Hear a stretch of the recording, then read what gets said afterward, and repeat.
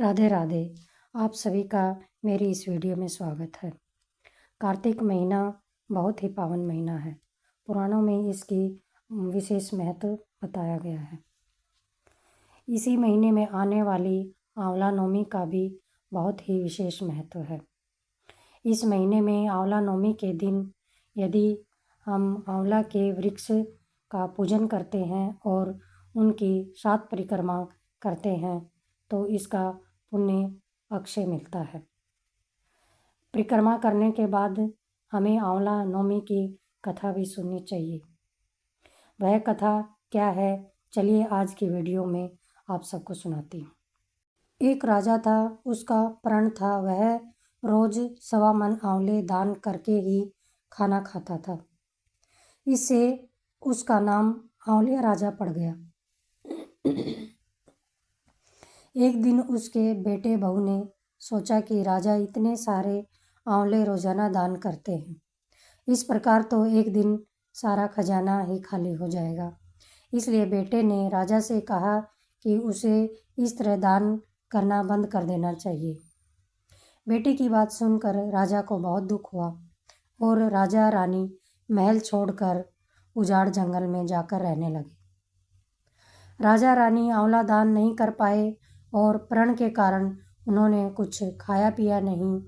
जब भूखे प्यासे 7 दिन हो गए तब भगवान ने सोचा कि यदि इनका प्रण नहीं रखा और इसका सत्य नहीं रखा तो विश्वास चला जाएगा।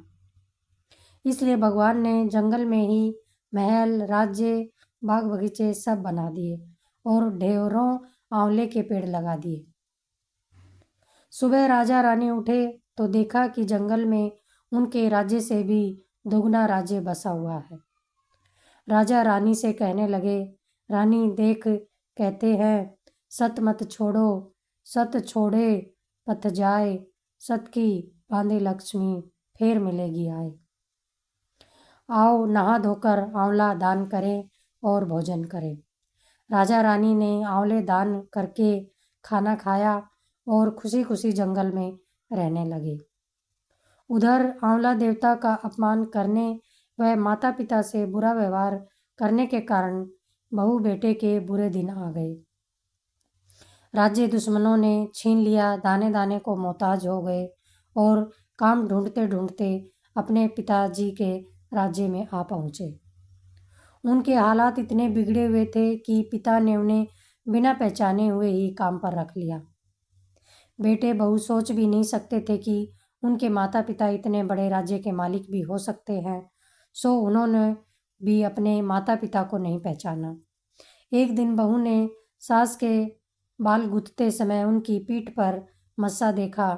उसे देखकर वह सोचकर रोने लगी कि ऐसा मस्सा तो उनकी सास के भी था।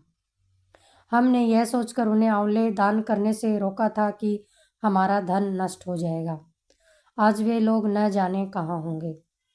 यह सोचकर बहू को रोना आने लगा और आंसू टपक टपक कर सास की पीठ पर गिरने लगे। रानी ने तुरंत पलटकर देखा और पूछा कि तू क्यों रो रही है। उसने बताया, आपकी पीठ पर जैसा मस्सा है वैसा ही मस्सा मेरी सास की पीठ पर भी था। हमने उन्हें आंवले दान करने से मना कर दिया था और इसलिए वे घर छोड़कर कहीं चले गए। तब रानी ने उन्हें पहचान लिया, सारा हाल पूछा और अपना हाल बताया। अपने बेटे बहू को समझाया कि दान करने से धन कभी कम नहीं होता बल्कि बढ़ता है। बेटे बहू भी अब इस बात को समझ गए थे और उन्होंने अपने माता पिता से माफ़ी मांगी। बेटे बहू भी अब सुख से राजा रानी के साथ ही रहने लगे।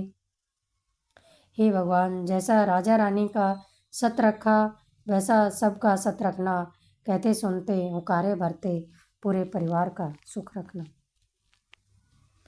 यह वीडियो आपको कैसी लगी कमेंट करके अवश्य बताएं और ऐसी ही और वीडियो देखने के लिए आप मेरे चैनल को सब्सक्राइब करें। राधे राधे।